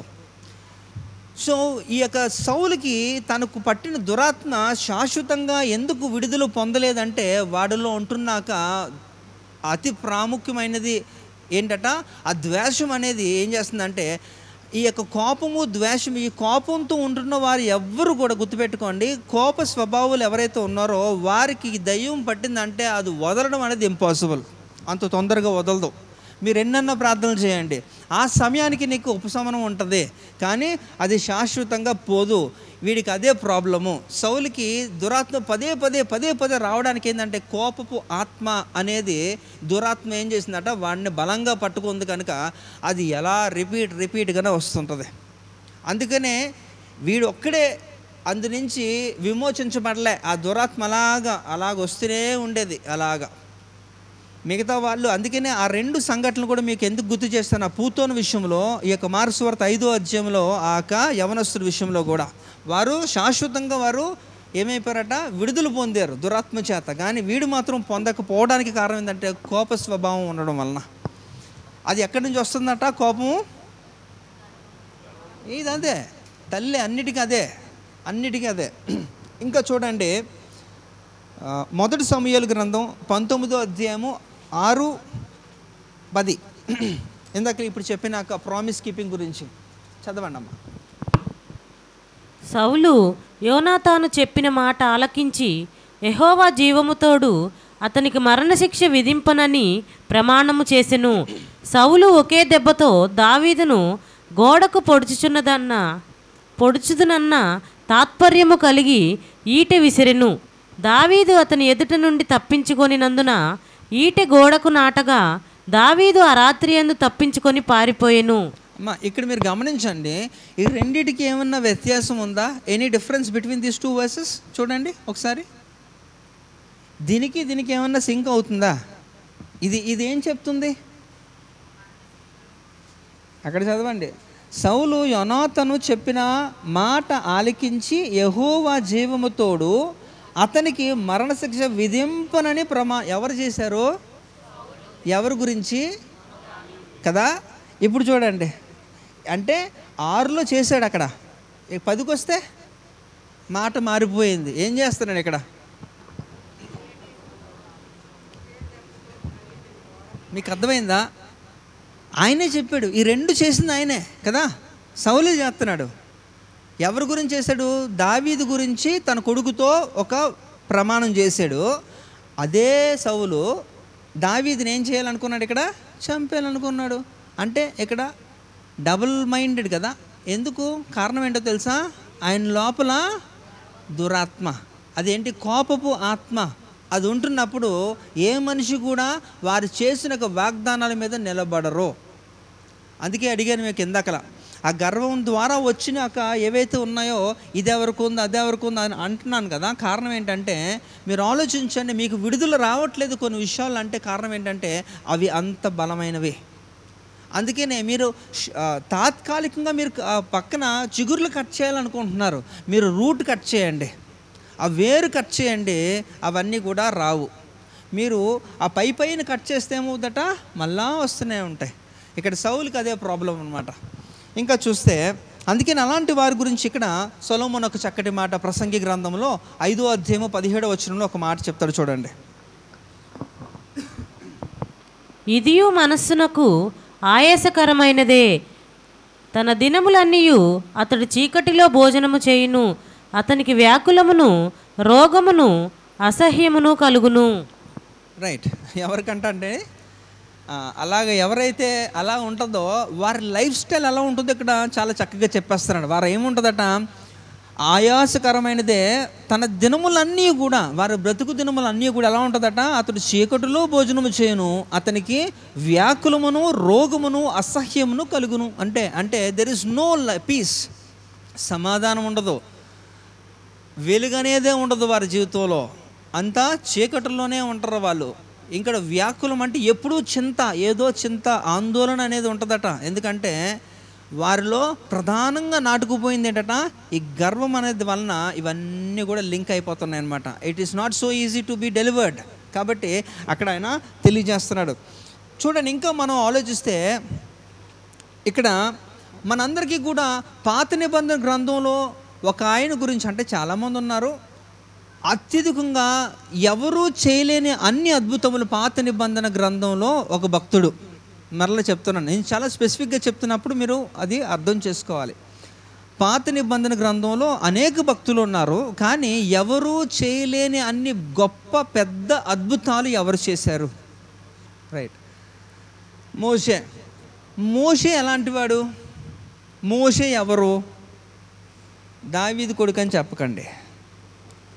రైట్. మోషే ఎవరండి? సాత్వికుడు, వెరీ గుడ్. ఇంకా ఇల్లంతటిలో నమ్మకమైన వాడు, ఇంకా సకల విద్యల్లో ప్రావీణ్యుడు, ఇంకా రైట్. ఏమైనప్పటికీ కూడా అంటే మోషే చూడండి, యేసు ప్రభు వారికి అనేక నామాల్లో ఆయన, యేసు ప్రభువును మనం ఏమని పిలుస్తాము? రక్షకుడు అంటాము, విమోచకుడు అంటాం కదా. ఇలాంటి పెద్ద పెద్ద పదాలు ఎవరికి వాడబడలేదు, మీరు గమనించండి, మోషేకి వాడబడ్డాయి. అవునా కదా? ఇశ్రాయేలు ప్రజల్ని విమోచించడానికి ఎవరిని పంపిస్తున్నాడు? దేవుడు మోషేని పంపిస్తున్నాడు. అలాంటి ఒక పదం వాడాడు. అది ఎవరికి అపోస్తలులు పౌలుకే వాడలేదు. అంటే ఒకసారి ఆలోచించండి, he's not an ordinary person. Extraordinary స్కిల్స్తో ఏం చేశారట, ట్రెమెండస్ వర్క్ చేశారన్నమాట. అందుకనే బైబిల్ గ్రంథంలో పాత నిబంధన భక్తుల్లో అనేకులు ఉన్నప్పటికీ కూడా ఏ ఒక్కరూ చేయలేని అన్ని గొప్ప పెద్ద అద్భుతాలు చేయగలిగిన వాడంటే ఒక మోషేనే. అంటే ఎంత నేను ఆయన గురించి చెప్పుకొస్తున్నాను కదా, మోషే గురించి. అలాంటి మోషే కూడా హీ ఫెయిల్డ్. ఆయన కూడా ఏంటట, ఆయన వైఫల్యం చెందాడు. ఏ విషయంలో అంటే ఈ కోపాన్ని అధిగమించలేకపోయాడు. మోషే 430 సంవత్సరాలు మగ్గిపోతున్న ఈ యొక్క ఇశ్రాయేల్ ప్రజలు ఐగుప్తులో నుంచి ఉంటున్నప్పుడు వారిని విడిపించి 40 సంవత్సరాలు వారితో ప్రయాణం చేసి అనేక ఇబ్బందులకు గురయ్యాడు. అయినప్పటికీ కూడా, ఎంత కష్టపడినప్పటికీ కూడా ప్రతిఫలము దక్కలేదు కదా. ఎక్కడికి వెళ్ళాడు? ఆయన వెళ్ళాడా? కానాన్లోకి దేవుడు వాగ్దానము చేసి ఇచ్చిన ఆ స్థలంలోకి మోషే అడుగుపెట్టాడా? ఎందుకు పెట్టలేదు? దెర్ ఆర్ 10 రీజన్స్ ఉన్నాయి, 10 కారణాలు ఉన్నాయి. అందులో ప్రధానమైన 2 అయితే, అందులో ఇంకొకటి కూడా ఏంటట, కోపం. అన్నిటిని జయించాడు ఆయన, కోపాన్ని జయించలేకపోయాడు. ఆఖరికి దేవుడు వాగ్దానం చేసి వెళ్ళదలుచుకున్న ఆ స్థలానికి ఆయన వెళ్ళలేకపోయాడే. అంటే మీరు ఆలోచించండి, చిన్నదే మీకు అనుకోవచ్చు, కోపం ఏముందన్న, ఒక్కోసారి కోపం సహజం కదా అని అంటారు. కానీ ఆ కోపము, అందుకనే ఎఫ్ఎస్సి గ్రంథము, ఎఫ్ఎస్సి పత్రిక 4వ అధ్యాయము 26లో ఒక మాట ఉంటుంది, చూడండి ఒకసారి. ఎఫ్ఎస్సి 4:26 చూడండి ఒకసారి, చదవండి ఫాస్ట్గా. కోపపడండి కానీ అంటే డే ఎండ్స్ అయినప్పటికీ, ఒక రోజు పూర్తి కాకముందే మీ యొక్క కోపాన్ని మీరు ఏం చేసుకోవాలట, కట్ చేసేయాలి, అక్కడితో సమాధి చేసేయాలి. అది కానీ ఒకరోజు కంటే ఎక్కువగా ఉంటే అది దాని యొక్క రూపం మారిపోద్ది. కోపం కాస్త ఏమైపోద్దట, ద్వేషం అయిపోద్ది. ఇంకా ఒకటి ఇంకా అలాగే ఎంతవరకు వెళ్ళిపోద్ది అంటే, ఏదన్నా మీరు చేస్తారు, అంటే ఏదన్నా వాడి నాశనం అయిపోవడానికి మీరు ఏదన్నా చేస్తారు, అంతే. అందుకే దేవుడు చెప్తాడనమాట ఎఫెసీలో, ఇక్కడ పౌలు గారి ద్వారా అయినాడు, కోపపడండి కానీ పాపం చేయకండి అంటున్నాడు కదా. ఇక్కడ ఈయన ఏం చేశారంటే, ఆ కోపం ఎంతవరకు వచ్చేసిందంటే, ఆయన అంత గొప్ప వ్యక్తి కదా. ఇప్పుడు ఎంతవరకు మనం మాట్లాడుకున్నాం, మిక్కిలి సాత్వికుడట. చూడండి, సాత్వికుడు వేరు, మిక్కిలి సాత్వికం అంటే అనదర్ డిగ్రీ. మిక్కిలి సాత్వికుడట ఎందులోని? మళ్ళా భూమి అంతటిలోని. గుర్తుపెట్టుకోవాలి, భూమి మీద ఎంతమంది ఉన్నారు?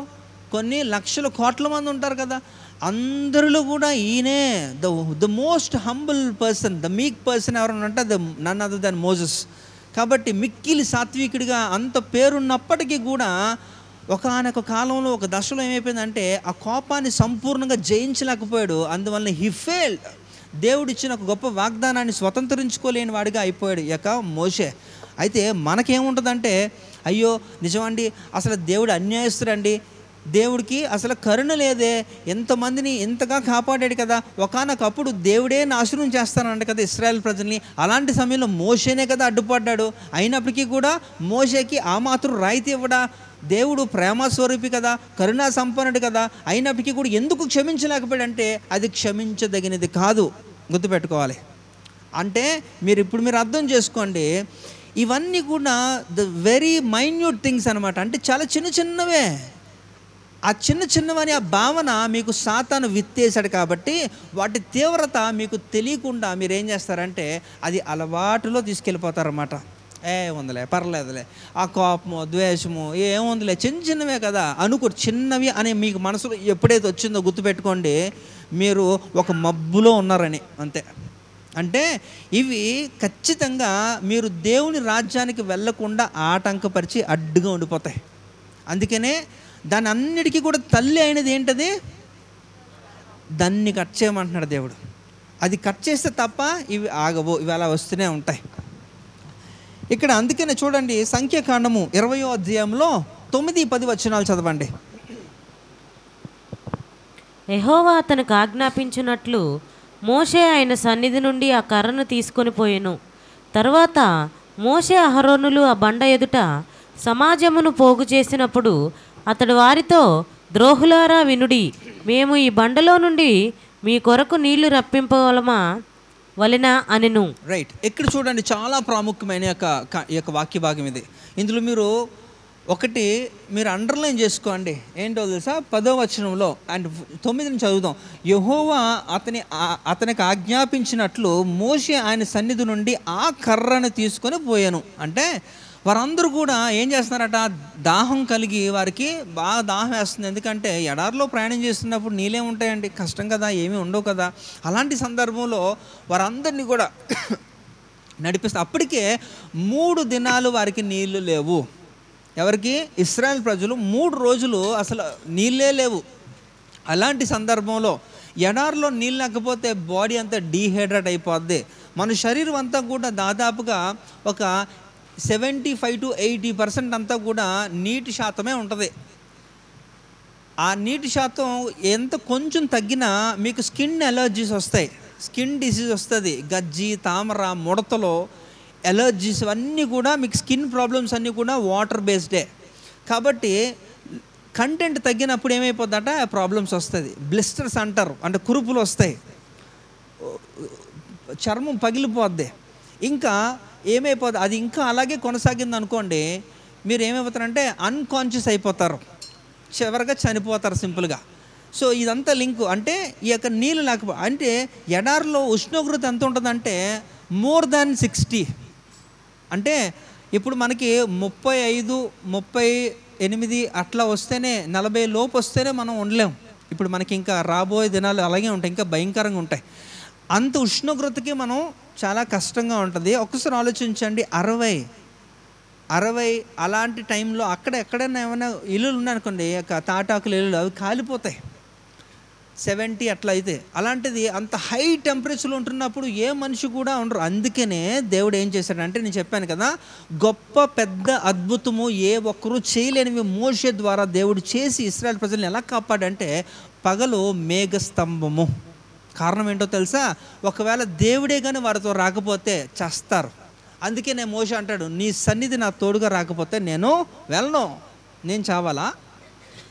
అందుకు దేవుడు వారిని అలా ఎందుకంటే అంత టెంపరేచర్స్ అలాగా, అంత పగలు అలా ఉంటుంది. దానికి ధీటుగా రాత్రి వేళ ఏమైపోద్ది అంటే మైనస్లోకి వెళ్ళిపోద్ది. -10, -14, -16 అట్లా వెళ్ళిపోతే ఎముకలు కొరికే చలి అనమాట. రక్తము కూడా మనకి సర్క్యులేషన్ సరిగ్గా అవ్వదు, చచ్చిపోతారు. అందువలన రాత్రి వేళ అగ్నిస్తంభముగా, పగలు మేఘస్తంభముగా దేవుడు ఉండడానికి కారణం ఏంటో తెలుసా? వారిని బ్రతికించుకున్నాడు దేవుడు. గొప్ప దేవుడు. హల్లెలూయా. ఇంత చేస్తున్నారు కదా, 3 దినాలు నీళ్ళు లేకపోతే పరిస్థితి ఏంటి అని చెప్పడానికి నేను ఎక్స్ప్లెయిన్ చేస్తున్నాను. సో 3 దినాలు నీళ్ళు లేకపోతే వారందరూ కూడా దాహంతో దప్పికొని చాలా ఇబ్బంది పడుతున్నప్పుడు వారు వచ్చి మోషేని వేడుకుంటున్నప్పుడు మోషే దేవునికి ప్రార్థన చేస్తే దేవుడు చెప్పిన మాట ఇది. 9వ వచనంలో ఏంటట, యెహోవా అతనికి ఆజ్ఞాపించినట్టుగా మోషే ఆయన సన్నిధి నుండి ఆ కర్రను తీసుకు, మోషే నీకు ఇచ్చిన కర్ర ఉంది కదా, తీసుకుని వెళ్ళు, అక్కడ ఓ బండ ఉంది, దాన్ని ఒకటి కొట్టు అంటే ఆయన కొడతాడు. తరువాత మోషే అహరోన్లు ఆ బండ ఎదుటి సమాజమును పోగు చేసినప్పుడు అతడు వారితో ద్రోహులారా అనేది మీరు అండర్లైన్ చేసుకోవాలి. బైబిల్లో చెప్తా దీని గురించి, ఇది చాలా పెద్దది. ద్రోహులారా అనేది అండర్లైన్ చేసుకోండి, ఒక స్టార్ మార్క్ పెట్టుకోండి ఆ వచనానికి. ఎందుకంటే అది చాలా అసలు మోషే ఎందుకు వెళ్ళలేదు అనడానికి 10 కారణాల్లో ఇది కూడా ఒక కారణం. ఇప్పుడు ద్రోహులారా అంటే అర్థం ఏంటి చెప్పాలి? ఎప్పుడు అంటారండి ఆ మాట? ఒక వ్యక్తికి మీరు ఆ మాట పలకాలంటే ఎప్పుడు అంటారు? ఆ మాట అనడానికి మీరు ఎలాంటి ఎమోషన్ క్యారీ చేయాలి? అదే కోపం. అవునా? కోపంతోనే మీరు పలుకుతారు అలాంటి మాటలు, అవునా కదా? అంటే ఎవరు పలుకుతున్నారు ఇప్పుడు చెప్పాలి? మోషే పలుకుతున్నారు. ఎవరి మీద కదా? ఇప్పుడు నా ప్రశ్న ఏంటంటే, దేవుడు మోషేకి ఇచ్చిన ఒక సాక్ష్యం ఏంటి? నా ఇల్లు అంతటిలో కదా. ఇల్లు అంటే ఏంటి? ఆ ప్రజలు. దేవుడు మోషేకి అప్పగించిన బాధ్యత ఆ ప్రజలందరూ కూడా ఆ ఇల్లు, వాళ్ళందరినీ కూడా నేను చెప్పిన వాగ్దాన స్థలానికి, పాలు తేనెలు ప్రవహించే ఒక కానానికి సురక్షితంగా తీసుకొని వెళ్ళాల్సిన బాధ్యత ఎవరిది? నీది కదా. మరి నీది అంటున్నప్పుడు నువ్వేం చేయాలా? అఫ్కోర్స్ దేవుడికి తెలుసు వారు ఎంతగా టార్చర్ చేస్తారో, సనుగుతూ గొనుగుతూ ఇవన్నీ చేస్తున్నారు. అయినప్పటికీ కూడా భరించాడు. కానీ తక్కువ అనేసాడు ఒక మాట, చాలా పెద్ద మాట అది. దీన్నే దేవుడు ఏమంటే, మోషే నువ్వు కాని మాట అన్నావు, ఒక మాట అన్నావు, అది నేను రికార్డ్ చేసుకున్నాను. ఇది నీకు పెద్ద రిమార్క్. ఈ రిమార్క్ చాలు, నువ్వు లోపలికి వెళ్ళవు. 10 ఉన్న రీజన్స్లో ఇది కూడా ఒకటే. చాలా ప్రాముఖ్యమైన ఈ యొక్క వచనం ఇది. కనుక దేవుడు ఏం చేశారట? మొదటిసారి ఏమన్నాడంటే, ఆ సన్నిధానంలో ఆ కర్ర తీసుకొని వెళ్ళి కొట్టుమన్నాడు బండను కొడితే నీళ్ళు వచ్చాయి. ఆ తర్వాత ఏం చేశాడు దేవుడు? బండతో మాట్లాడమన్నాడు. రెండోసారి నువ్వు మాట్లాడంటే ఆ టైంలో కూడా కొడతాడు. ఇగోండి అదే కదా. ఈ యొక్క మాట అనేసి ఈ మాట అంటున్నప్పుడు ఆయన ఎమోషన్ ఎలా ఉంది అది ఇక్కడ అది గమనించాలి. He was driven by anger. So అంత కోపపు స్వభావంతో కోపంతో ఊగిపోతున్నాడు అన్నమాట. అప్పుడు ఒక మాట అనేసి దేవుడు చెప్పిన మాట వినలేదు. అక్కడ ఏం చేశాడంటే ఆజ్ఞ అతిక్రమించాడు. అర్థమైందా? దేవుడు ఏం చెప్పాడు? మొదటిసారి కొట్టమన్నాడు, రెండోసారి ఇప్పుడు ఏం చేశాడు ఇక్కడ? ఎందుకు సరిగ్గా వినలేదు? ఎందుకు అదనమాట. మీకు అర్థమైందా? అది అంటే వాక్యం చదివితే అంత పద్ధతిగా చదవాలి, అప్పుడు మీకు అర్థమవుతుంది విషయం. కనుక అక్కడ ఏమైందట? దేవుడు చెప్పింది కూడా వినలేనంత రీతిలో నువ్వు ఎక్కడున్నట్టు కోపపడిపోయావు. కోపంలో నువ్వు ఒక కాని మాట అనేసావు. అనడం వలన దేవుడు చెప్పింది చేయకుండా నీ సొంతంగా నువ్వు చేసేసావు. అక్కడ దేవుని దృష్టిలో ఏమైపోయాడట? పాపి అయిపోయాడు. అరే నేను నీకు మంచి ఒక సాక్ష్యం చెప్పాను కదా, నువ్వు నా ఇల్లంతటిలో నమ్మకమైన వాడు కదా, నమ్మకమైన వాడివి, నువ్వు వాళ్ళని ద్రోహులు అంటున్నావేంటి? అఫ్కోర్స్ వాళ్ళు ఏమన్నా చేస్తే వాళ్ళని నేను హ్యాండిల్ చేస్తాను, నువ్వెందుకు చేస్తున్నావు? నీకు సంబంధించింది కాదు కదా, నీకు సంబంధించిన దాంట్లో ఎందుకు నువ్వు వేలు పెడుతున్నావు? ఇక్కడ ఈ మోషే చేశాడు, దేవుడు ఏం చేశాడంటే రిమార్క్ రాశాడు, ఇంకా అక్కడ వదిలేశాడు అంతే. కనుక నీకు సంబంధం లేని విషయంలో నువ్వు చేతులు కాళ్ళు పెడితే మోషేనే క్షమించలేదు. నువ్వెంత సింపుల్ గుర్తుపెట్టుకోండి. కనుక అక్కడ హీ వాజ్ కిక్డ్ అవుట్. ఆ కానాన్లోకి వెళ్లకుండా దేవుడు అలా చేసేసాడు. అంటే ఇప్పుడు అది రావడానికి కారణం ఏంటంటే మూలం ఏంటట కదా, అంటే మోషే గర్వపడిన సందర్భాలు ఏమైనా ఉంటే లేకపోవచ్చు, కానీ మూలమైతే అదే. దానివలన వచ్చిన ఈ యొక్క ఎక్స్ట్రా ఫ్రూట్స్ ఇవన్నీ కూడా. కనుక అది చాలా ప్రాముఖ్యం. అదిగోండి, అదే ఆ సందర్భాన్ని నేను ఎక్స్ప్లెయిన్ చేస్తున్నాను కదా. మొదటిసారి కొట్టమన్నాడు, రెండోసారి మాట్లాడమంటే రెండోసారి కూడా కొట్టు. అయితే ఇక్కడ మీరు ఇంకొకటి గమనించాలి, దేవుడు రెండోసారి మాట్లాడమంటే నీళ్ళు రావాలి కదా, కానీ కొట్టినా నీళ్ళు ఎందుకు వచ్చాయి ఏమో, అంతేనా? మీరు ఇలాగ ఆలోచించరు కదా, అది మీ ప్రాబ్లం. సో దేవుడు చూడండి, హీ రెస్పెక్ట్స్ హ్యూమన్స్. అంటే మనుషుల్ని దేవుడు అగౌరవపరచడం. ఒక నాయకుడిగా దేవుడు ఎంపిక చేసుకుంటే ఆ నాయకుడిలో లోపాలు ఉంటున్నప్పటికీ కూడా దేవుడు మాత్రం ఆయన హెచ్చిస్తాడు. హల్లెలూయా. అదే జరిగింది అక్కడ. దేవుడు మాటని వినకుండా ఆయన సొంత నిర్ణయం తీసుకొని కొట్టేశాడు అప్పటికి కూడా. కానీ అక్కడ మోషేని తగ్గించడం దేవునికి ఇష్టం లేదు కాబట్టి అక్కడ మాత్రం అద్భుతం చేశాడు. నీళ్ళు వచ్చాయి కదా, రెండోసారి కొట్టినా సరే నీళ్ళు ఇచ్చాడు. కానీ తర్వాత ఎక్కడ కట్ చేశాడు?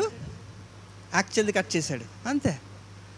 సో తీర్పు తీర్చువాడు ఆయన, అన్నీ ఆయనకి సంబంధించి. నువ్వెవడు మధ్యలో? నీకేం సంబంధం? ఒకవేళ నువ్వు మధ్యలో దూరితే మోసేలాగా అయిపోవాలి, అంతే, సింపుల్. గొప్పోడే మోసే, ఇందాక అంతా పెద్ద లెక్చరే చెప్తున్నాను కదా, చాలా పెద్ద చేశాడని. కానీ ఆఖరికి అంటే ఇది ఎంతవరకు తీసుకెళ్తుంది అంటే ఆఖరికి నిన్ను దేవుని దగ్గర నుంచి దూరం చేసేది అన్నమాట ఈ గర్వం అనేది, గుర్తుపెట్టుకోవాలి. ఇంకా చూస్తే ఏ రోజైతే నువ్వు కోప్పడిపోతుంటావో, దాన్ని కంట్రోల్ చేసుకోలేకపోతావో, దాన్ని అధిగమించలేకపోతావో, దేవుని కృపను కోల్పోతావు. దేవుని కృపను కోల్పోతే నీ లైఫ్ అంతా సున్నా అయిపోయింది. నీ భక్తి జీవితం మేబీ ఒక 25 ఏళ్ళ వరకు కూడా చాలా శ్రేష్టంగా చక్కగా సాగి ఉండొచ్చేమో, అనేకులను నువ్వు రక్షణకు నడిపించవచ్చేమో. ఏమో, నీ ఆత్మీయ కోల్పోతే ఎందుకు ఉపయోగం ఏముంది కదా. అందుకనే కదా మరి లూకా సువార్తలో దేవుడు ఒక మాట అంటాడనమాట, ఒకడు సమస్తము సంపాదించుకొని కూడా వాడి ఆత్మను కోల్పోతే ఏమీ ప్రయోజనము, అంతే కదా.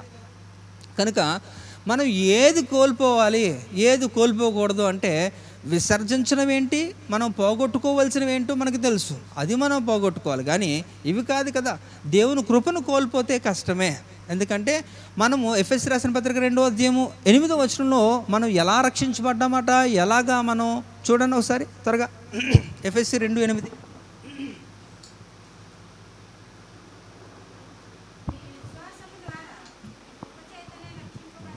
చాలమ్మా, మనం ఎలా రక్షించబడ్డామట, ఎలిమెంట్ మెయిన్ ఏంటట, కృప చేత. దేవుని కృప ఉంటేనే మనకు విశ్వాసం వస్తుంది, గుర్తుపెట్టుకోవాలి. ఆ కృప లేకపోతే నీకేమీ రాదు. సో మనం రక్షించబడ్డామంటే ఆయన కృప. అలాంటిది ఈ కోపం వల్ల నువ్వు కోల్పోయేది అతి ప్రాముఖ్యమైనది ఏంటట, దేవుని కృపనే కోల్పోతావు. దేవుని కృపను కోల్పోతే ఇంకా అంతే, ఇంక నీతో మాట్లాడడానికి ఏం లేదు, దేవుడు మౌనం అయిపోతాడు అంతే. ఇంకా చూస్తే ఆ ద్వితీయోపదేశకాండంలో ఆ ఒక మాట కూడా అంటాడు చూడండి, 32:51-50. ఏలయనగా మీరు సీను అరణ్యములో కాదేశు మెరీబా నీళ్ల యొద్ద ఇశ్రాయేలీల మధ్యను నన్ను పరిశుద్ధపరచక ఇశ్రాయేలీల మధ్యను నా మీద తిరుగుబాటు చేసిరి. ఎదురుగా ఆ దేశమును చూచెదవు, కానీ నేను ఇశ్రాయేలీలకు ఇచ్చుచున్న ఆ దేశమును నువ్వు ప్రవేశింపవు. హల్లెలూయా. అర్థమైందా? దేవుడు క్లారిటీ ఇచ్చాడు కదా. ఎందుకు తిరుగుబాటు చేస్తావు నువ్వు? నన్ను పరిశుద్ధపరచలేదు, వారి ముందు నా మాటకి గౌరవం ఇవ్వలేదు, అయినా నిన్ను వాళ్ళ దగ్గర తగ్గించలేదు. కానీ నేను నీ పట్ల ఒక డెసిషన్ తీసుకున్నాను. అదేంటో తెలుసా? ఇది చాలు, అంతే. కనుక దేవుడు ఒక రూల్ పెట్టినప్పుడు దాన్ని ఎవడు అబాయిడ్ అయినా సరే, ఎవరు దాన్ని అధిగమించినా, ఎవరు దాన్ని చేయకపోయినా, ఎవరైనా సరే దేవునికి ఒక్కటే. అంతెందుకండి, ఈ యొక్క సున్నతి విషయంలో సున్నతి చాలా ప్రాముఖ్యమైనది. ఎంత ప్రాముఖ్యం అంటే సున్నతి now A days it is called as a baptism అనుకోవాలి. అది బాప్తిజం చెప్పినప్పటికీ ఆ పిల్లలకి మేము క్లాసెస్ చెప్తూ ఉంటాం. ఎంతమంది గుర్తుందో నేను చెప్పిన వాళ్ళకి సున్నతి గురించి చెప్పినప్పుడు. కనుక ఆ సున్నతి ఒక బాప్తిసానికి ఒక సాదృశ్యంగా ఈ రోజుల్లో మనకి ఉంటున్నప్పుడు ఆ బాప్తిజం అనేది అంటే ఆ సున్నతి అనేది ఈ యొక్క తన యొక్క కుమారులకి ఆయన చేయడం అనేది ఆలస్యము చేస్తాడు. ఎవరు? మోషే తన కుమారులకి సున్నతి చేయడంలో ఆలస్యం చేసి హడావిడిగా ఐగుప్తుకి వెళ్తాడు. దేవుడే వెళ్ళమంటాడు. అయితే ఆ క్రమంలో ఆయన మర్చిపోయి ఆలస్యం చేసినందుకు దేవుడు ఒక నిర్ణయం తీసుకుని చంపేద్దాం అనుకున్నాడు మోషేని చంపేద్దాం అనుకుంటే ఆ విషయము తన భార్య అయిన సిపోరా ఏం చేసిందట, గమనించుకొని అమ్మో దేవునికి ఉగ్రత నాకు భర్త మీదకి వస్తుంది కాబట్టి నేనే వెంటనే ఏదో చేస్తానని చెప్పి ఆ దారిలో వెళ్తున్నప్పుడట రోడ్డు మీద పడుతూ ఒక చిన్న వాడిగల రాయిని, ఒక షార్ప్ ఎడ్జ్ స్టోన్ తీసుకొని ఏం చేస్తాడు, ఇద్దరు కుమారులకి కూడా సున్నతి చేసి ఆ చర్మాన్ని అక్కడ పడేసినప్పుడు దేవుని ఉగ్రత దాటిపోయిందట. అంటే నేను ఎందుకు చెప్తున్నానంటే, రూల్ పెట్టినప్పుడు ప్రతి ఒక్కడు కూడా అది ఫాలో అవ్వాలి. మోషేకి ఏమి పెద్ద రాయితీలు ఏమి లేవండి. మోషే ఎంతటి వాడు, చాలా గొప్పవాడు. నిజం చెప్పాలంటే చాలా గొప్పవాడు. అలాంటి వాడికి రాయితీ ఇవ్వలేనప్పుడు నీకెందుకు ఇస్తాడు? అసలు నీకు కంపారిజన్ ఉందా? మోషేతో కంపేర్ చేసుకోవాలి ఎవడన్నా? ఎవరికి లేదు కదా. అందుకనే చాలా జాగ్రత్తగా రూల్స్ అన్నప్పుడు అది పాటించాలి. లేకపోతే ఇక్కడ అంత కష్టపడ్డాడు కదా 40 సంవత్సరాలు, వాళ్ళు ఏమన్నా తక్కువేనోలా, ఇశ్రాయేల్ ఏమన్నా సామాన్యులా? ఎంతగా తినేశారో మోషేని, సణుకుతూ గొనుకుతూ మమ్మల్ని చంపడానికి, మమ్మల్ని ఐగుప్తు నుంచి ఇక్కడ తీసుకొచ్చి అక్కడ సమాధులు లేవా, ఇక్కడ సమాధి చేయడానికా అని చెప్పి వాళ్ళు ఎంతగా తిడుతున్నారు. మంచి చేసినప్పటికీ కూడా ఊరికే వారి ద్వారా ఎంత అవమానాలు తిట్లు తిన్నాడు, చాలా ఇబ్బంది పడ్డాడు. అయినప్పటికీ కూడా వారిని అందరినీ కూడా సురక్షితంగా తీసుకొచ్చినప్పటికీ కూడా ఆయనకి దొరికిన ప్రతిఫలం ఏంటంటే ఇది, నో ఎంట్రీ బోర్డు. ఎక్కడికట వెళ్ళిపో, నీకు లేదు ఇక్కడ, నువ్వు దూరం నుంచే చూస్తావు కానీ అందులోపలికి ప్రవేశించలేవు అని దేవుడు చెప్పేశాడు. కాబట్టి ఆలోచించండి, దేవుని కృపను కోల్పోకండి దయచేసి. హల్లెలూయా. దేవుని కృపని మనం కావాలి. ఎందుకంటే మనం రక్షించబడ్డం అంటే ఆయన కృప ద్వారా రక్షించబడ్డాం కాబట్టి ఆ కృపను కోల్పోతే నీ రక్షణకు విలువ లేదు. హల్లెలూయా. ఇంకా చూడండి, పాపం మోషే రిగ్రెట్ అవుతాడు, బాధపడతాడు. ద్వితీయోపదేశకాండము 3వ అధ్యాయము 26వ వచనం చూడండి. యెహోవా మిమ్మును బట్టి నా మీద కోపపడి నా మనవి వినకపోయెను, మరియు యెహోవా నాతో ఇట్లనెను, చాలును, ఇకను ఈ సంగతిని గురించి నాతో మాట్లాడవద్దు. అయ్యో బాబాయ్, ఏంటంటే ఇట్స్ ఎనఫ్ అన్నాడు అంతే దేవుడు. చాలు, దేవుడు ఎనఫ్ అంటే ఇంక అయిపోయిందనమాట. ఏంటట, అరే మీ వలన దేవుడు నాతో మాట్లాడడం మానేశాడు, మీ వల్లనే అని చెప్తున్నాడు. దేవుడితో మాట్లాడుతుంటే దేవుడు అన్నాడు, ఏ మోషే ఆ విషయం గురించి అయితే ఇంక మాట్లాడద్దు అన్నాడు. ఇంకేం చేస్తాడు అంటే, వై లార్డ్, నన్ను తీసుకొని వెళ్ళు, నన్ను లోపలికి తీసుకొని వెళ్ళు అంటే దేవుడు నిర్ణయం తీసుకున్నాడు. ఎందుకంటే దేవునికి తగినాక ఒక ఏముంటాయి, ఒక రీజన్స్, కొన్ని రీజన్స్ అంటే కారణాలు. ఏం చెప్పినా 10, అందులో కొన్ని మనం ధ్యానించాం కదా, ద్రోహులారా అనడం కానీ, లేకపోతే మాట్లాడమంటే కొట్టడం కానీ, ఇలాంటివన్నీ కూడా రీజన్స్ అనమాట. దేవుడికి కొన్ని రీజన్స్ ఉన్నాయి. ఆ రీజన్స్ బేస్ చేసుకున్న దేవుడు ఏమన్నాడంటే, ఇక చాలులే నువ్వు ఉండిపో అంటే, ఆ విషయానికి ఆయన చాలా బాధపడుతూ దేవుడిని అడగడానికి ప్రయత్నం చేస్తున్నప్పుడు ఆయన కోపం వచ్చి ఇంకా ఏం చేస్తాడు, దేవుడు అన్నాడు, ఆ విషయం గురించి అయితే ఇంకా మాట్లాడద్దు, వదిలేసే అంటే. అప్పుడు ఆ ప్రజలతో అంటున్నాడు అన్నమాట, అరే మీ వల్ల నాకు ఈ పరిస్థితి, మీ వల్ల నేను లోపలికి వెళ్ళకపోయాను అన్న రీతిలో ఆయన మాట్లాడుతున్న సందర్భం. కనుక మోషే అంతటి గొప్ప నాయకుడే, అలాంటి వాడే ఆఖరికి ఏమైందట, కోపం అనే ఒక స్వభావం ఉండడం చేత ఏమైపోయాడట, ఆయన దేవుని యొక్క శ్రేష్టమైన వాగ్దానం ఇచ్చి నాకు కానాన్లోకి ప్రవేశించలేని రీతిలో ఆయన అయిపోయాడు. అంటే అన్నీ జయించగలిగాడు కానీ ఆ కోపాన్ని జయించలేకపోయాడు. ఈ రోజుల్లో కూడా చాలామంది ఉంటున్నారు, ఊరికనే కోపం వస్తుంది, ఆ కోపాన్ని మీరు జయించలేకపోతే మీరు ఎంతటి వారైనప్పటికీ కూడా దేవునికి అస్సలు పెద్దగా పట్టించుకోరు. మీరు అనుకుంటారు అంటే ఎప్పుడు మీరు ఏం చేస్తారంటే, దేవుడు కనికర సంపన్నుడు, ప్రేమ స్వరూపే, నో డౌట్స్ 100%, కానీ అదొక్కటే చూస్తున్నారు మీరు. కానీ you don't know how God will behave అనేది రెండో కోణం కూడా ఉంటుంది దేవునికి. ఆ ఉగ్రత కానీ దేవుడు ఒక నిర్ణయం తీసుకుంటే అది అమలు చేస్తాడు. కనుక అంత సులువుగా దేవుడిని తీసుకోకండి. దేవుడు క్షమాపణ కలిగిన వాడే, ప్రేమ కలిగిన వాడే, కానీ ఒక లిమిట్ ఉంటుంది, అది దాటుకొని వెళ్ళిపోతే దేవుడు అవేవి కూడా అప్లై అవ్వవు ఇక్కడ. కనుక అలాంటిది ఏదన్నా మీ మనసులో ఉంటే మీరు దాని నుంచి మీరు బయటపడడానికి దేవుని సహాయం కోరుకోండి. హల్లెలూయా. లేకపోతే చాలా కష్టం. ఎంత కష్టం అంటే మీరు చేస్తున్న భక్తికి ఒక విలువ లేకుండా పోద్ది. మీరు ఎందుకు భక్తి చేస్తారంటే ఏం చెబుతారు? మీరు ఎందుకమ్మా భక్తి చేస్తారంటే ఏం చెప్తారు? కనుక మన అందరం కూడా అక్కడికి వెళ్ళడానికి కదండి భక్తి చేస్తున్నాం. మనం నేర్చుకుంటున్నది, మనం చెబుతున్నది అన్నీ కూడా ఫైనల్గా మనం అక్కడికి వెళ్ళాలన్నది. అదే మనకి అవ్వదు, వెయిటింగ్ లిస్ట్ కాదు కదా, అవ్వదు, రిగ్రెట్స్ అనడం అనుకోండి కష్టం. కనుక చాలా జాగ్రత్త. సో ఈ గర్వాంధులు, ఈ గర్విష్ఠులు కట ఇప్పుడు ఈ యొక్క నరకంలో 18 లెవెల్స్ ఉంటాయి, 18 లెవెల్స్ ఉంటాయి. దాని గురించి ఎప్పుడు మనం ఎక్కువ మాట్లాడుకోలేదు, సమయం లేదు కనుక. పరలోకం గురించి కొంచెం ఎక్కువ మాట్లాడేవేమో కానీ నరకం గురించి ఎక్కువ మాట్లాడలేదు కదా. సమయం వచ్చినప్పుడు మాట్లాడదాం. అందులో లెవెల్స్ ఉంటాయి. ఆ లెవెల్స్లో కూడా ఈ యొక్క ప్రత్యేకమైన ఈ లక్షణం కలిగిన వారికి చాలా చాలా వారికి స్పెషల్ ట్రీట్మెంట్ ఉంటుందట. అది చూద్దాం ఒకసారి. మలాకి గ్రంథంలో మలాకి గ్రంథం 4వ అధ్యాయం 1వ వచనం. ఏలయనగా నియమింపబడిన దినము వచ్చుచున్నది, కొలిమి కాలునట్లు అది కాలును, గర్విష్ఠులందరును దుర్మార్గులందరూ కొయ్య కాలువలే ఉందురు, వారిలో ఒకనికి వేరైనను చిగురైనను లేకుండా రాబోవు దినము అందరినీ కాల్చివేయునని సైన్యములకు అధిపతియగు యెహోవా సెలవిచ్చుచున్నాడు. ఎంత భయంకరం అండి! ఒకసారి ఆలోచించండి. మీరు వాక్యాలు జస్ట్ అట్లా ఏదో చదవాలని చదవడం కండి, దాంట్లో ఉన్నాక విలువైన అర్థాన్ని గ్రహించండి. అందులో ఏం చెప్తున్నాడు చూడండి. ఇక్కడ 2 కేటగిరీలని స్పెసిఫై చేస్తున్నాడు. అక్కడ చూడండి. ఇక్కడ ఏంటట, ఏలయనగా నియమింపబడిన దినం వచ్చుచున్నది అంటే జడ్జిమెంట్ ఒక రోజు ఉంది. ఆ తీర్పు దినాన్న ఒకటి జరగబోతుంది.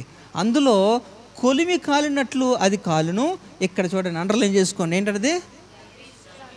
గర్విష్ఠులందరూ దుర్మార్గులందరూ ఎలా కాలుతారట? కొయ్య కాలువలే ఉందరట.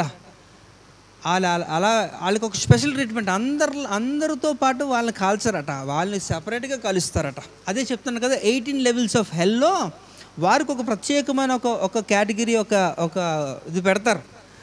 అందులోకి వెళ్తారు ఈ బ్యాచ్ ఎవరైతే ఉన్నారో. అంటే వాళ్ళకి ఏం చేస్తారట, ఇంకా చూడండి, వారిలో ఒకనికి వేరైనను చిగురైనను లేకుండా రాబో దినము అందరినీ కాల్చివేయనని సైన్యం. అంటే ఈ బ్యాచ్కి దేవుడు ఫిక్స్ చేస్తాడు, వీళ్ళకి ఇంక శరావరి కాబట్టి వీళ్ళకి అక్కడ సిద్ధం చేసి స్పెషల్ ట్రీట్మెంట్ ఇద్దాం అని అనుకున్నప్పుడు వారు భూమి మీద బ్రతుకుండగానే వారికి ఈ ట్రీట్మెంట్ అట. అంటే దర్ అన్రికగ్నైజ్డ్ అనమాట. అంటే వారికి ఒక చిగురు అంటే ఇంక వంశవాళి ఉండదు, అంత నాశనం. ఎవడు కూడా వారిని గుర్తుపెట్టుకోరు, అంత నాశనం చేస్తారట. భూమి మీద వారు బ్రతుకుంటున్నప్పుడే వారికి తీర్పుతో పాటు అక్కడికి వెళ్ళిన తర్వాత కూడా ఒక స్పెషల్ ట్రీట్మెంట్ ఇస్తాడట. అంటే మీరు ఆలోచించండి, చాలా ఈజీగా తీసుకుని ఏముందిలే నా కోపంకి అంత మీరు మాట్లాడతారా, గర్వానికి అంత మాట్లాడతారా అంటే నేను మాట్లాడడం కాదు, వాక్యం మాట్లాడుతుంది. అందులో ఉన్న అర్థం మీరు గ్రహించుకోకపోతే అది చాలా ప్రమాదం. ఎంత ప్రమాదం అంటే సింపుల్, దేవుని దగ్గరికి వెళ్ళకుండా చేస్తుంది అంతే. అందుకనే ఇలాంటి వారు ఏమైపోతారో అనేది అపోస్తలుడు పౌలు గారు తిమోతికి కూడా హితోపదేశం చేస్తున్న ఒక మాట కూడా చెప్పి నేను ముగించేస్తాను. చూడండి, 2 తిమోతి 3వ అధ్యాయం 4వ వచనం చదవండమ్మా. ఇది ఇందాక చెప్పాను కదా, వారి స్పెషల్ ట్రీట్మెంట్ అనమాట. వారికి మాత్రమే అక్కడ అత్యధికమైన వేడి ఉష్ణోగ్రతతో పాటు వారికి మంచి ట్రీట్మెంట్ వస్తారన్నమాట. బాగా కాలుతారు. చదవండి అది. ద్రోహులు, మూర్ఖులు, గర్వాంధులు, దేవుని కంటే సుఖానుభవమును ఎక్కువగా ప్రేమించేవారు. రైట్. అంటే అందులో కూడా ఒక కేటగిరీ ఉంది కదా, ఏంటి మనం మాట్లాడుతున్నాం కాదు, గర్వాంధులు కదా. ఈ బ్యాచ్ వీళ్ళంతా కూడా అంత్యకాలంలో మనకి ఎక్కువగా కనబడతారట. అక్కడ 23 ఉంటాయి. అందులో ఇది స్పెషల్ కేటగిరీలో ఉంటుందన్నమాట.